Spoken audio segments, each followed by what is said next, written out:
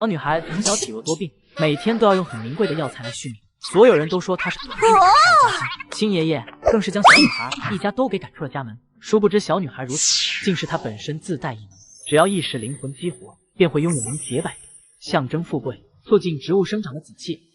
为了亮哥儿的前途，今天必须给我把那个小瘟神给丢出去，不然我就和你们没完。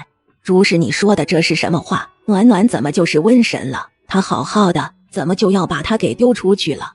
我家亮哥儿下个月就要大婚，那个小瘟神现在都进气多出气少了，这时候不把他给丢出去，难不成等他在家断了气，再给我们老温家带来霉运吗？老爷子，你倒是说句话啊，你还想不想要亮哥儿的前途了？吵架的两位妇人是王氏和朱氏，他们都是眼前老者的妻子，一位正妻，一位平妻。此二人正在为要不要把柴房里病重的小女孩扔出去而争吵。老爷子，暖暖可是你的亲孙女，她现在只是昏迷而已，又不是人没了，你难道要和这蛇蝎妇人一样狠心，把她给丢出去自生自灭吗？你才蛇蝎心肠，王氏你莫不是想谋害我们一家老小不成？整个温家村谁不知道那臭丫头是个小瘟神？你看看这些年她都把我们家给祸害成什么样了。朱氏口中的瘟神名叫温暖，她因为先天不足的关系，一直体弱多病，为了给她治病，亲奶奶和娘亲卖掉嫁妆和他们4房的田地，现在不得不沦落到住柴房的地步。你莫要胡说，这些年暖姐儿虽然体弱多病，可为她看病的银子全是我和吴氏的嫁妆，根本就没有花温家的一个铜板。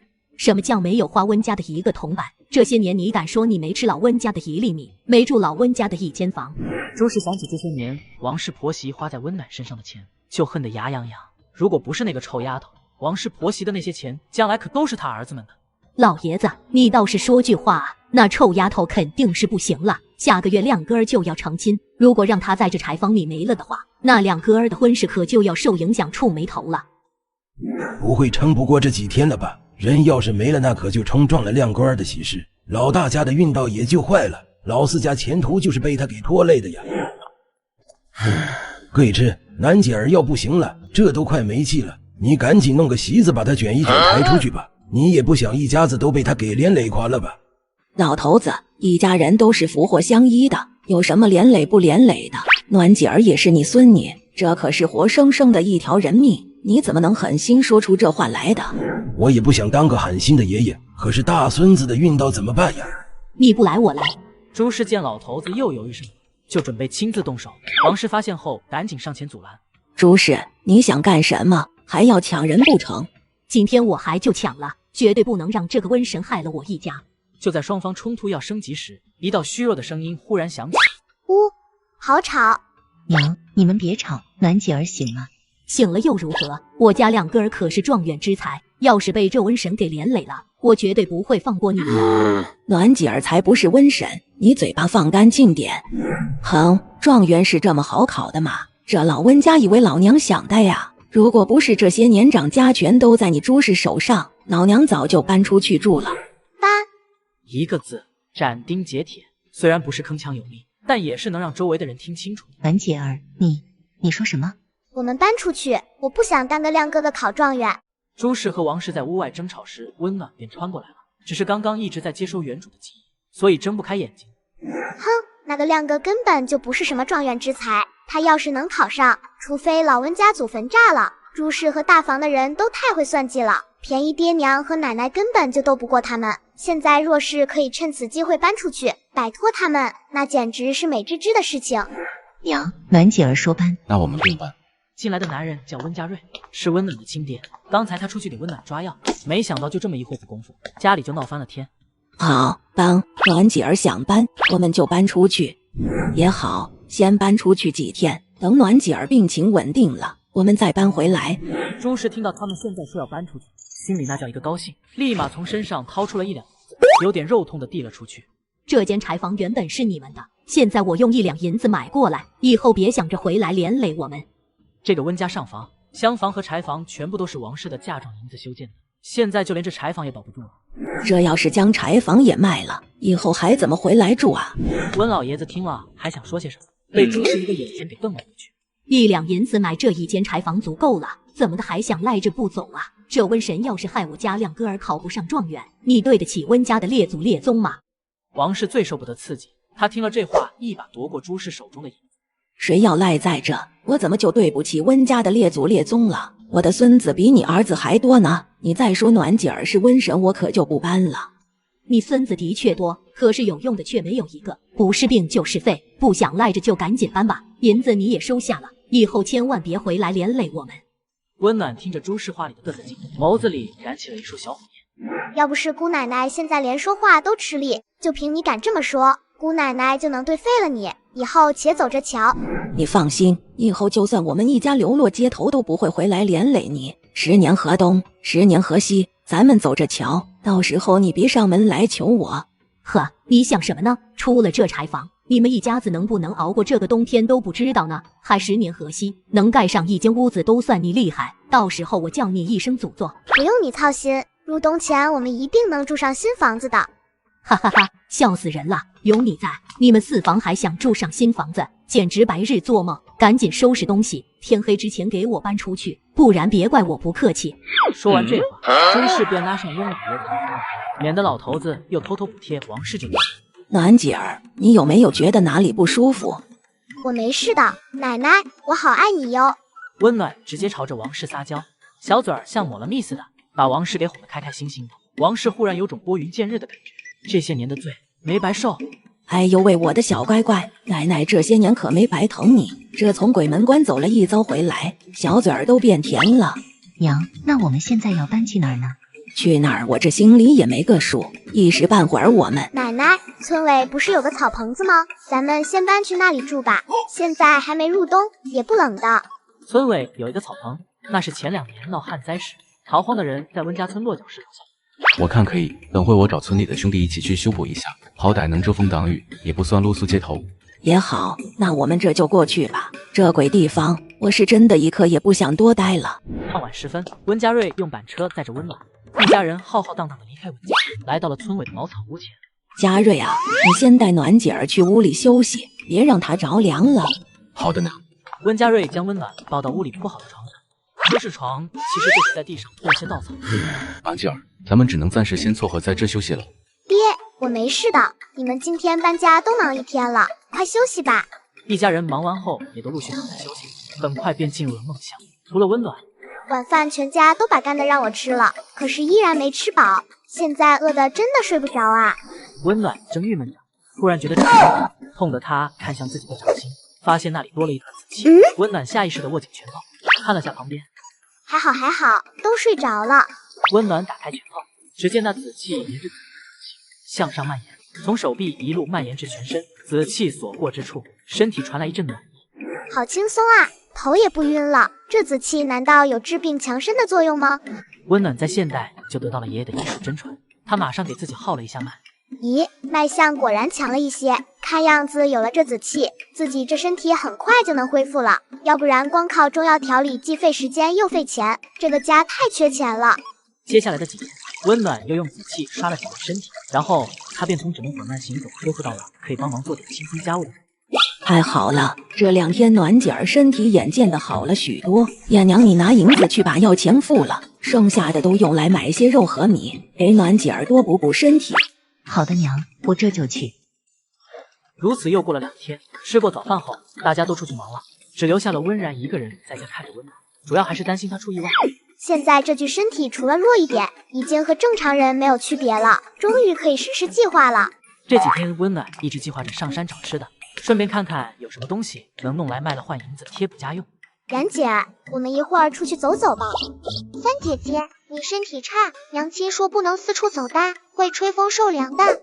我已经好多了，你没发现我现在的力气比你大吗？看我浇的水比你远，可见我的病已经好差不多了。不行不行，娘亲让我看好你大，不能让你到处走。还有我，那是因为年纪还小，力气才没有。三姐姐你大呢。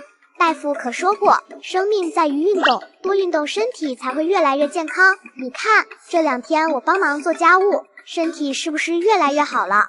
这2天三姐姐的确做了很多家务，还帮忙在院子里种菜浇水，她都没有什么不舒服，反而脸红了许多呢。那我就陪三姐姐在村子里走走，就走一小会，我们就要回来的。好，那我们现在就出发。温暖出门前还带了一根削尖的竹子，借口是走累了可以当拐杖拄着。两人出发后，温然不知不觉的被温暖带着往后伸的小道走了。三姐姐，我们不是就在村里走走吗？现在这条是往山里的路呀，我们不能上山的。奶说过山上可是有大野猪的，可厉害了呢。村里人多，我不想看见太多人，我们就在山脚附近走走，不怕。再说后山离咱们家更近呀。三姐姐一定是怕村里那些小孩子取笑她是药罐子，那些人真是太坏了，还是不要去村里了，免得三姐姐听了伤心后又掉河里了。三姐姐，那我们说好了，就在山脚附近走走，千万不能进山的。就这样，温暖忽悠着温然来到山脚，温暖故意在边上走几步，然后故作惊喜的喊道：然姐儿，我看见前面有只山鸡，我们去把它抓来，晚上就有鸡肉吃了。温然一听有山鸡，眼睛都亮了，抓鸡他会啊？在哪里呀？我怎么没有看见呢？就在前面，草丛遮住了，我们去看看，说不定还能捡到山鸡蛋呢。三姐姐，你在这里等我，我这就去抓山鸡来给姐姐补身体。山鸡和山鸡蛋的魅力有点大，而且这里是温然平时来捡柴的地方，安全的很。他想也没想便准备往里走去。然姐，我和你一起去，我一个人怕。三姐姐你别怕，这地方我常来捡柴的，我可以保护你哦。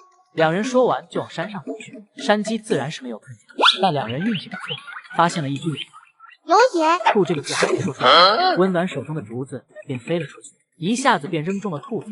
今晚我们有野兔吃了。这真的是三姐姐吗？目光变好了，还能变得这么厉害吗？温暖捡起野兔后，回头继续对目瞪口呆、满腹疑问的温然忽悠道：然姐，走啊，我们还要抓山鸡。我刚刚看见山鸡往前面跑了。温然还没回过神来，就跟着温暖上了山。今天两人运气不错，没走多远，温暖就发现了山鸡。可是为什么会好好的躺在老鹰脚下？哎呀，三姐姐你咋不动了？撞得我头好痛的。老鹰发现有人正看着它，吓得马上松开山鸡，扑腾着翅膀想要飞走，只是它一只翅膀不灵，扑腾几下反而直接摔在了地上。什么情况这是？温然可没管他这么多，眼见山鸡脱粪后就像一头，他飞身就扑了过去。哎呀！此时温然只惦记着卫星，完全忘记还需要看着温暖，迅速从地上爬起来并追了上去，远处留下稚嫩的头晕。肉肉哪里跑？这时温暖走到老鹰身边蹲了下来，老鹰吓得瑟瑟发抖，看了一眼温暖后，干脆将头埋在翅膀里，来的他什么也不知道。我什么时候这么恐怖了？至于吓成这样子吗？也不知道紫气能不能帮动物恢复。温暖摸了摸老鹰颤抖的背，放心，我不吃鹰肉，我来帮你看看翅膀，说不定你就可以飞了。温暖说完就动手检查起了翅膀，一检查也的确被他发现了问题。你这翅膀中毒了，是抓蛇时被蛇咬了吧？你命真大，现在只是翅膀不灵活，还没有丢掉小命。都是那个坏蛋拿自己的翅膀来试毒，配制解药，1年了都还没有配制出来。咦，你为什么会流眼泪？难道你能听懂我的话不成？这鹰莫不是成精了？你放心，我看看能不能帮你解毒。温暖将手放在老鹰的翅膀上，一缕紫气缓缓流进了老鹰的翅膀，然后是整个鹰身，很快紫气便消失。你现在试试看能不能飞。只见这鹰一下子就飞到了半空，灵活地扇动着翅膀，在半空中盘旋。没想到这紫气居然还能解毒。好了，你现在可以去抓山鸡了。这时老鹰落地后，来到了温暖身边贴了贴。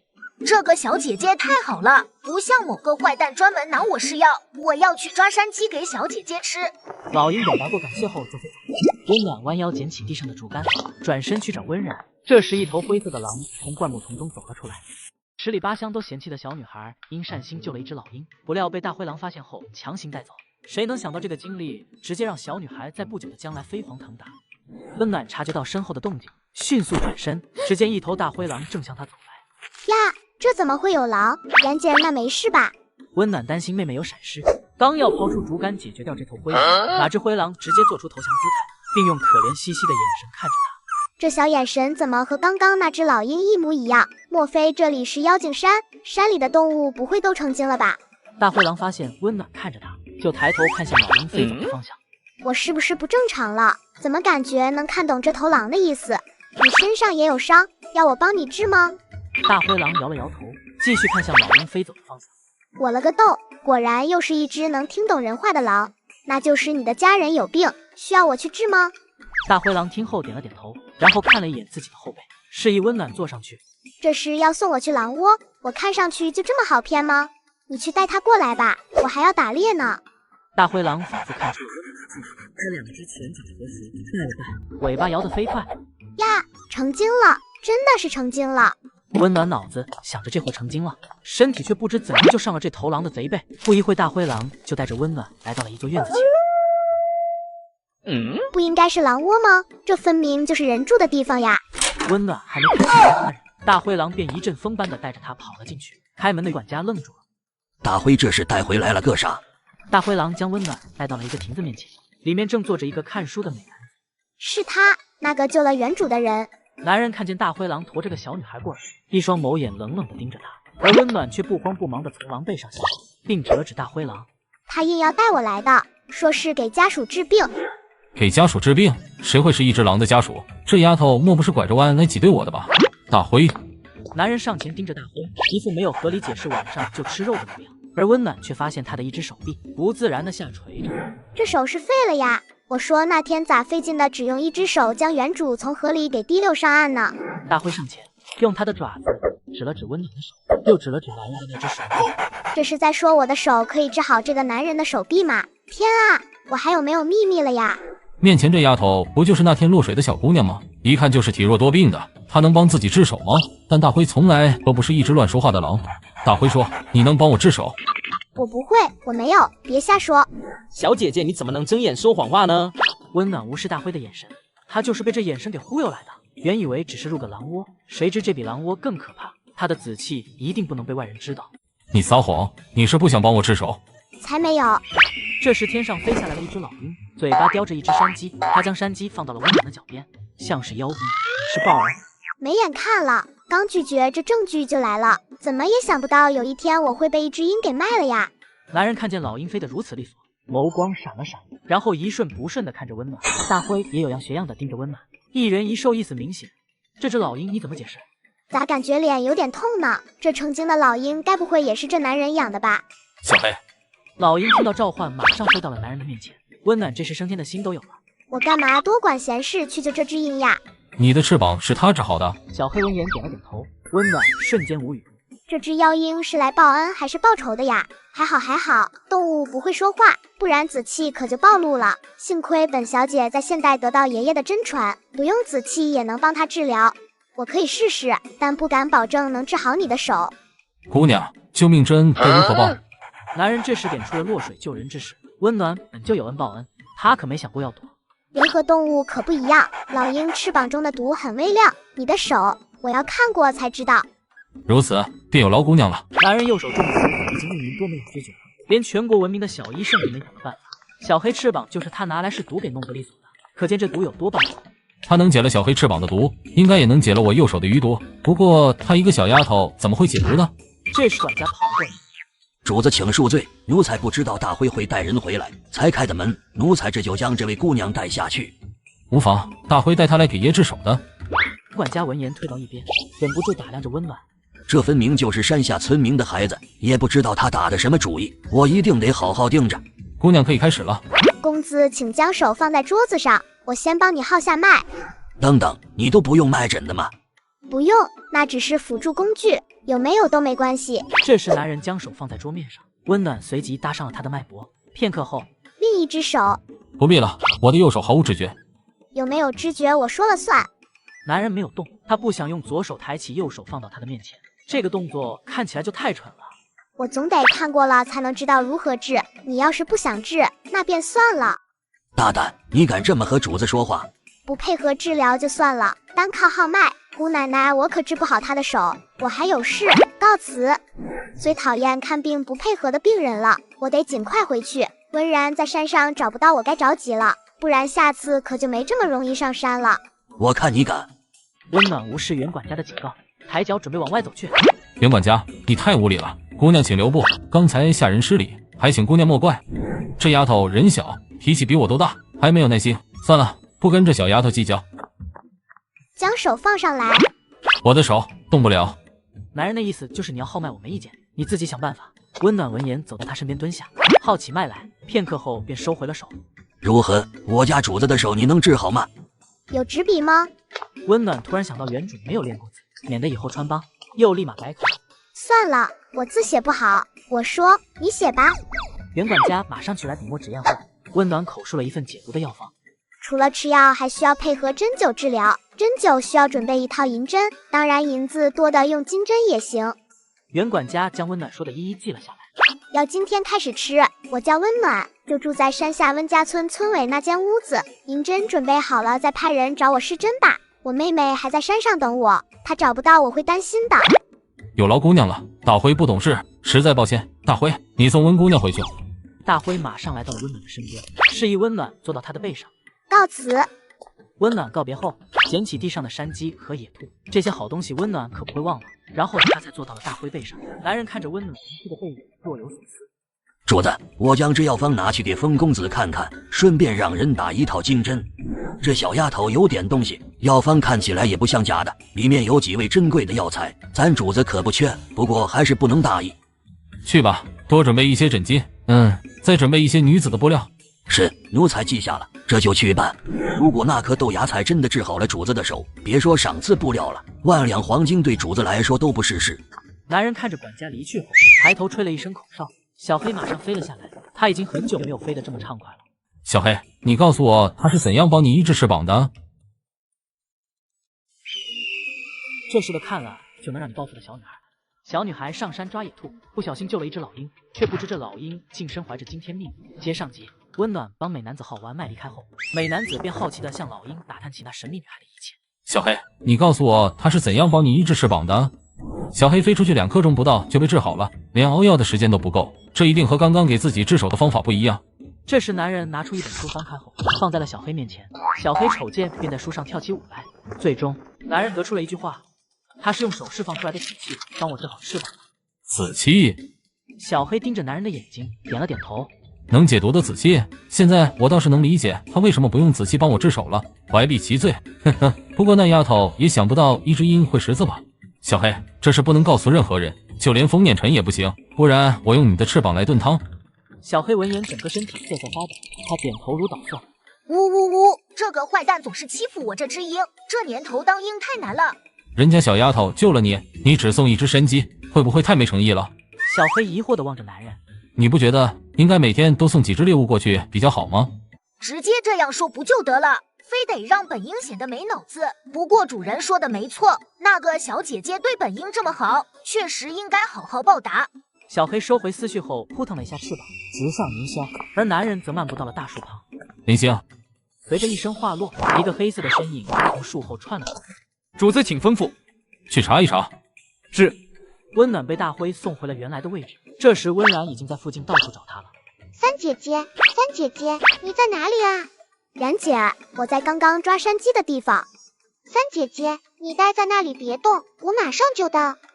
大辉，你回去吧，可别吓着我妹妹了。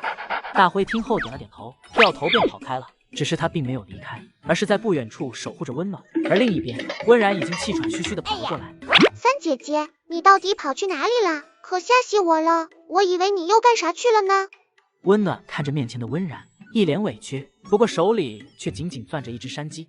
对不起，对不起，然姐，我也是看见了一只山鸡，就一直追到山脚下去了。温然这才发现，温暖手中除了一只野兔，还拿了一只山鸡。三姐姐，下次你看见山鸡千万别自己去追了，让我来知道吗？万一那山鸡跑进深山，可就麻烦了。我知道了，然姐你放心，三姐以后都不会犯傻了。现在我的身体好了，我要让爹娘和你们过上好日子。你说的是真的吗？我发戏。三姐姐你发什么戏啊？我信你还不行吗？奶可是说过，戏不能乱发的。好的好的，我听然姐的。现在时间不早了，咱们回家吧，不然等奶奶回家发现我们不在，他们会担心的。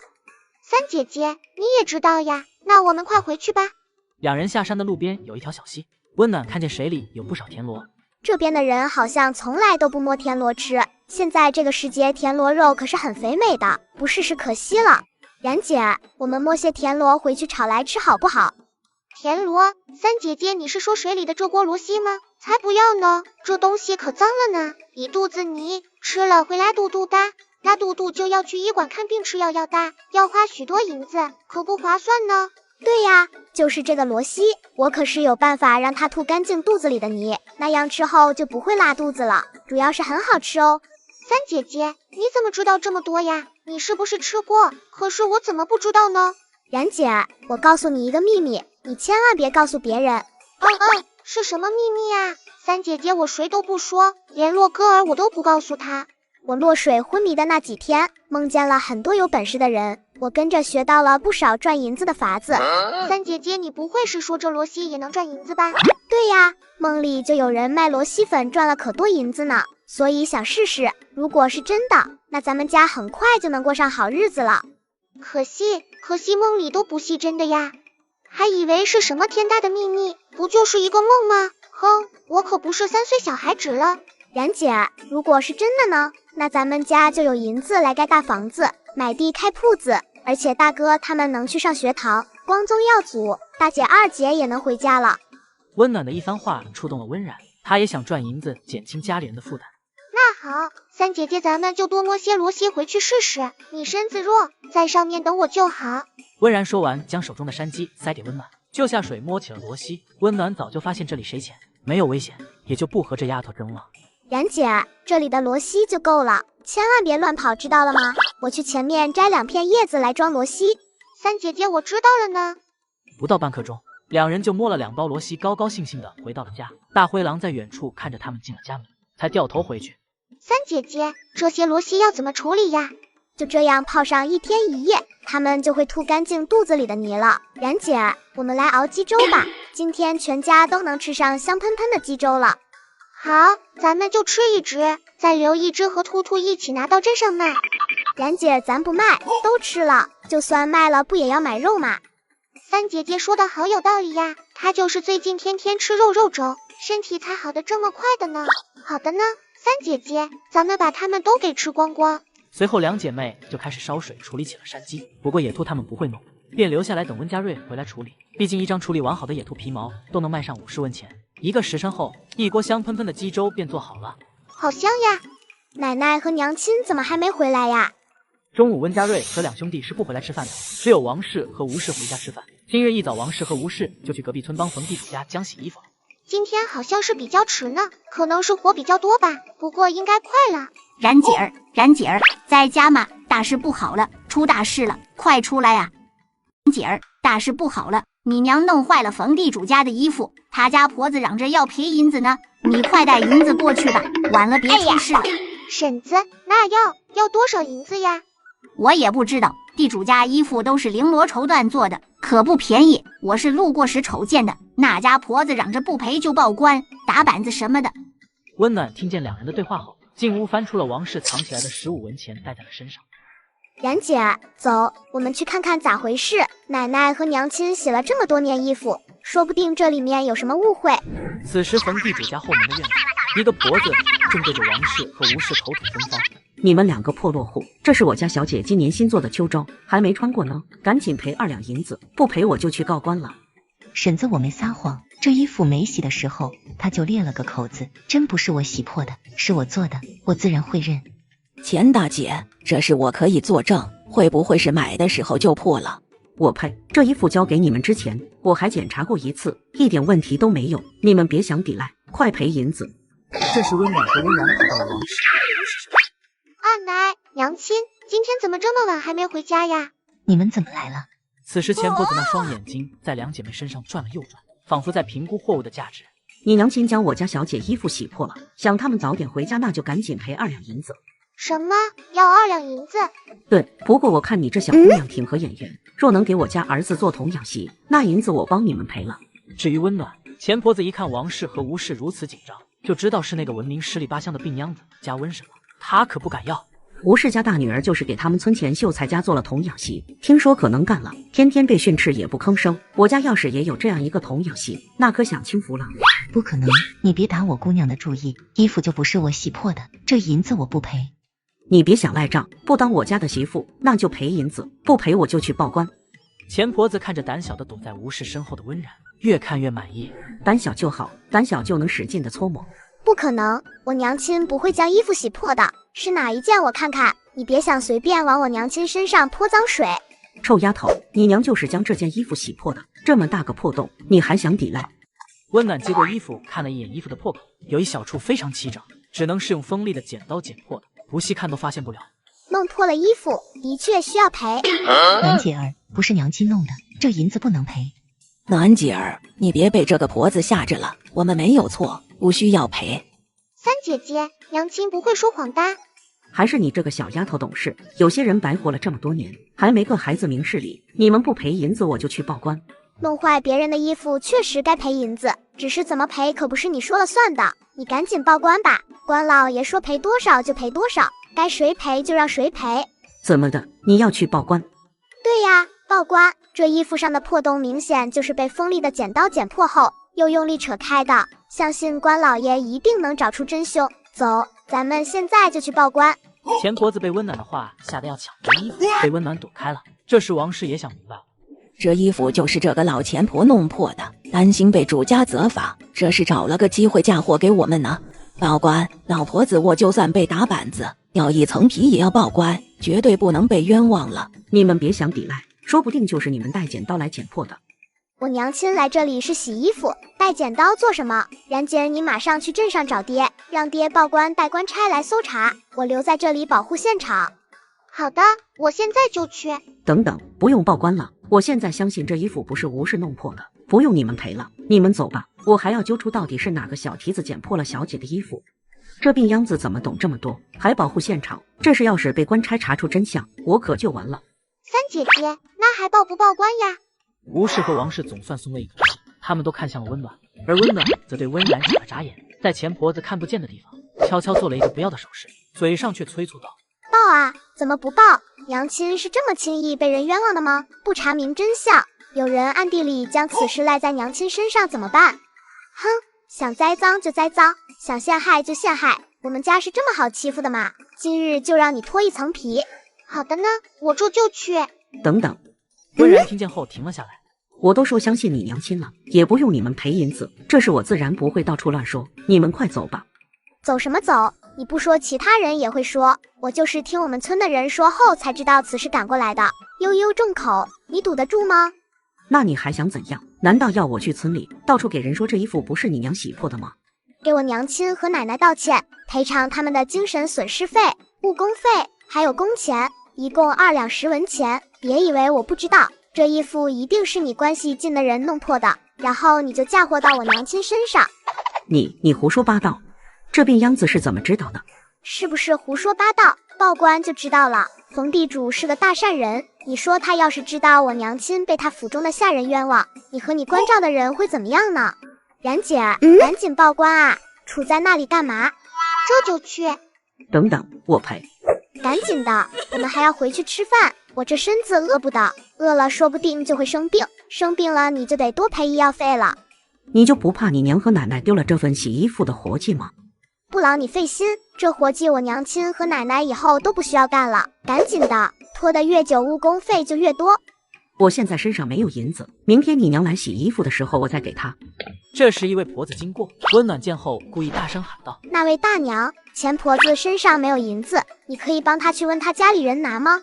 那婆子听见温暖的叫喊声，便向他们走了过来。钱婆子看清人后脸色一变，她赶紧拿出2两银子和20文送给温暖。银子已经给了，赶紧走。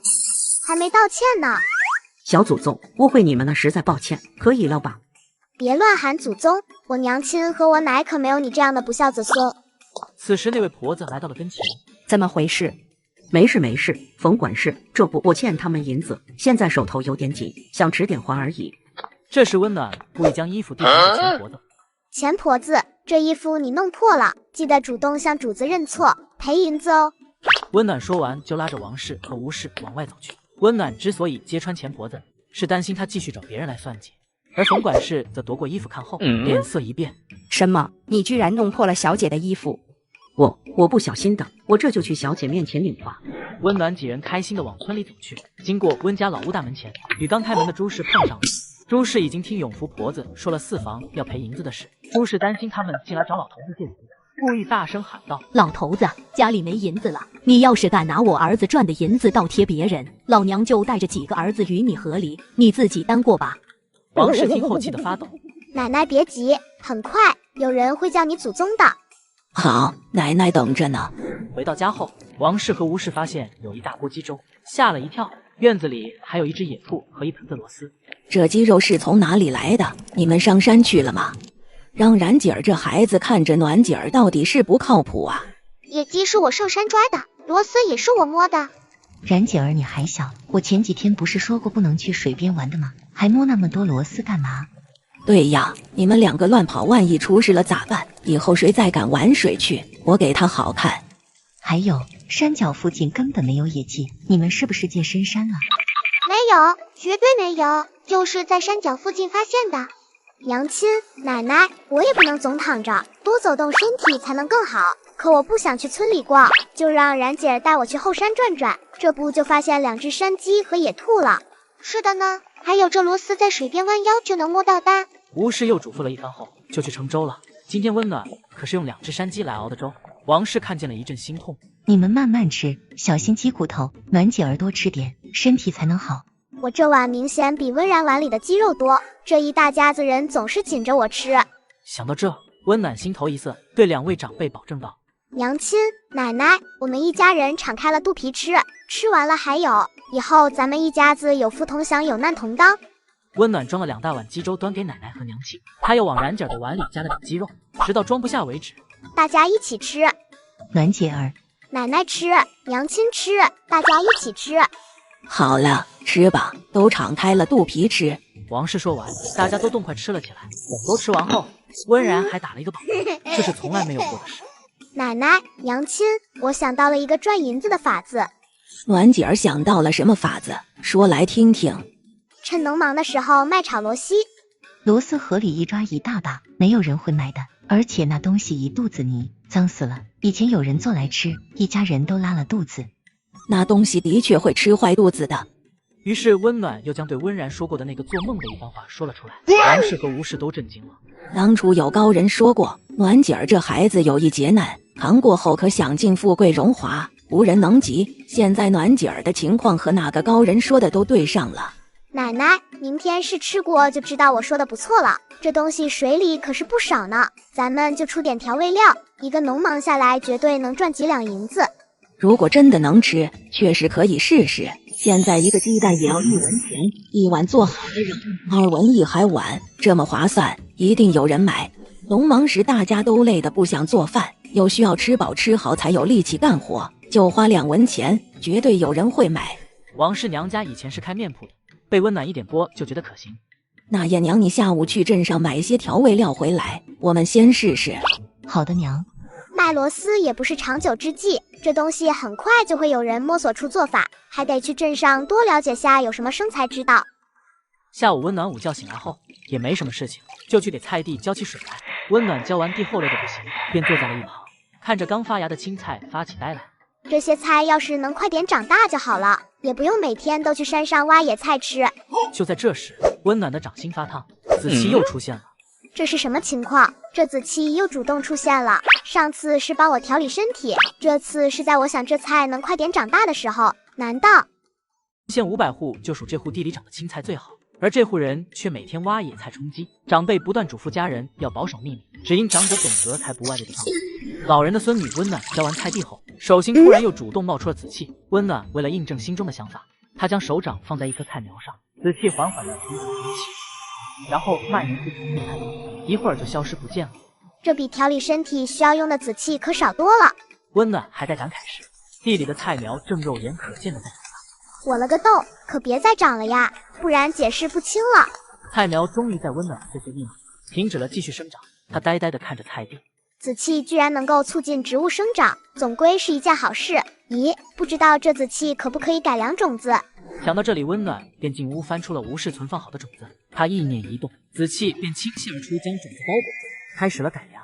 此时温然进来到了身后。三姐姐，院子里的菜好像长大了不少呢，怎么肥色啊？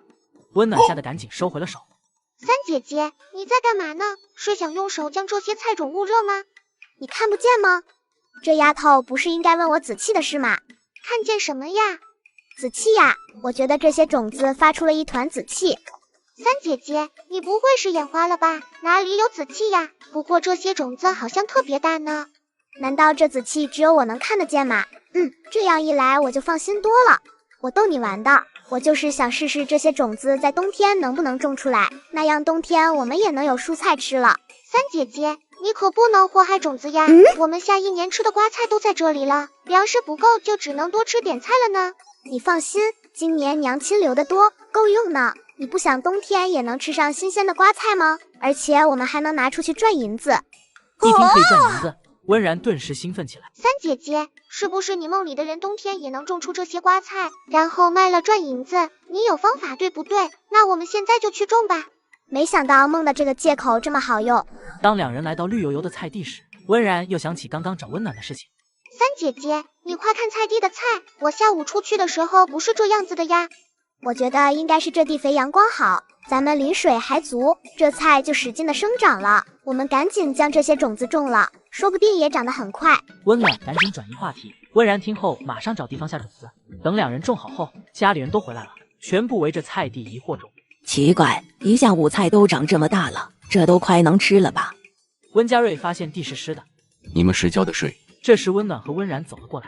然姐儿，你给菜地浇的是什么水啊？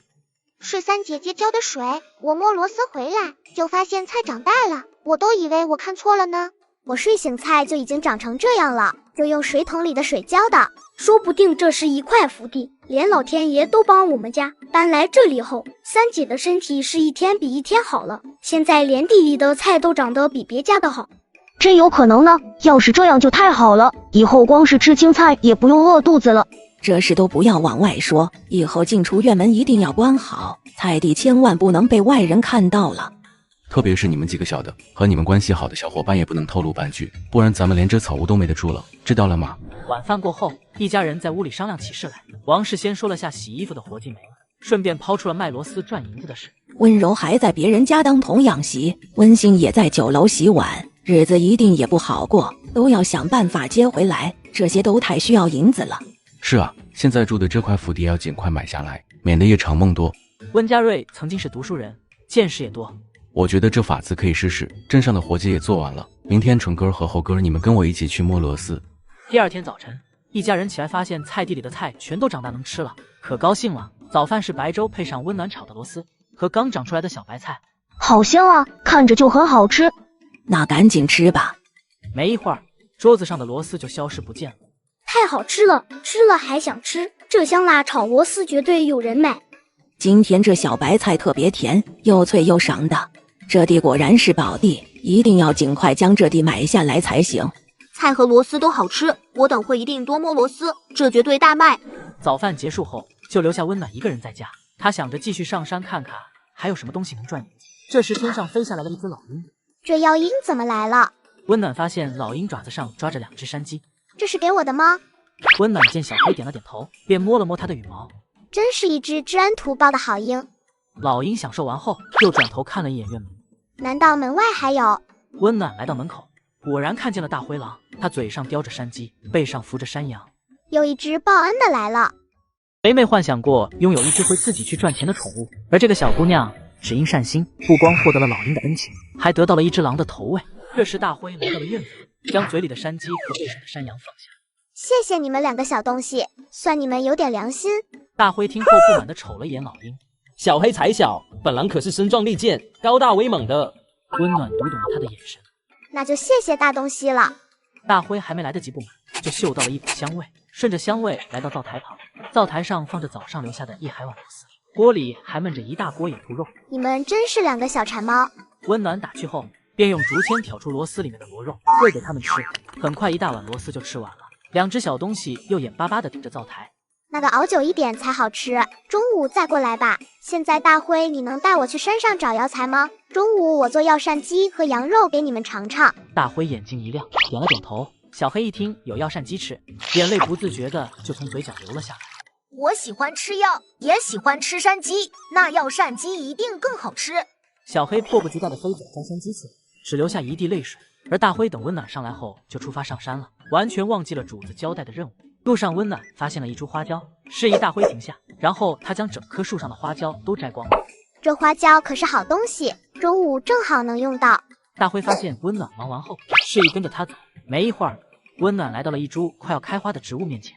这是人参，还是正在开花的人参？好家伙，你怎么知道这地方有人参的？那当然，信封的那小子一天能来看8遍，只等他结果，本狼能不知道吗？温暖蹲了下来，将手放在人参上，紫气缓缓倾泻而出。等紫气消失后，人参已经开花结果。也不知道人参有没有长大一圈。温暖将熟透的人参子收集起来，便小心翼翼地将人参挖了出来，一点根须都没有弄断。看样子应该是50年左右的野山参，不错。回去用紫气养上一段日子，等养成了100年人参，应该能换不少银子。这时大辉又示意温暖跟他走。难道还有？也不知道这狼卖不卖，要不自己买了吧。温暖跟着大辉继续往前走，一路收集了不少香料和普通药材，还挖到了年份极长的何首乌，直至来到了长有几丛灵芝的地方，才停了下来。我运气也太好了吧，救了一只老鹰，却得到了2个小东西如此的回报。一定要将它们主人的手治好，待会儿多做点好吃的犒劳它们。温暖将所有灵芝都挖走了。大辉，这附近有水源吗？我去洗手，然后就回家给你做好吃的。大灰狼马上带着温暖来到了一条小溪边。温暖刚登下，就发现溪边一块石头折射出一道绿光。这个不会是翡翠原石吧？温暖过去仔细研究了一番，这下确定了，是翡翠原石没错。大辉，这石头你背得动吗？大辉无奈的点了点头。如此，便有劳郎兄了。温暖把背篓里的药材倒了出来，然后将背篓放倒，推着石头滚了起来，再竖起背篓。我去找根藤条，将背篓绑在你身上。温暖嘱咐完，就去前面找草藤了。这时大辉才看到主子来了，忽然想起出门前的吩咐，来到跟前讨好的摇着尾巴。不一会儿，温暖带着几条树藤回来了。咦，他怎么来了？温姑娘，公子你怎么来这里的？金针已经准备好了，小黑说你们在这里，我便过来了。这么快吗？现在快到中午了，我得回家做饭，我下午再帮你治手吧。温暖看着地上的背篓有点迟疑，当着主人的面也不好意思让大辉帮忙了呀。男人似乎看出了温暖的心思，他一只手将地上的药材捡到箩筐里，当看见那株人参和几株灵芝时，他眸光闪了闪，然后单手提起箩筐放到了狼背上。这石头有点重，让大辉送姑娘下山吧。他单手扶着背篓，示意温暖用树藤系好背篓。谢谢公子，谢谢大辉。温暖拿起树藤，将背篓固定在背上。温暖刚刚将背篓绑好，山里面传来一声怒吼：“哪个王八羔子挖走了我的人参？”温暖听后看向大辉，而大辉则扭头做无辜。很快又传来了一声怒吼：“哪个杀千刀的将我的灵芝也挖走了？”嘿嘿，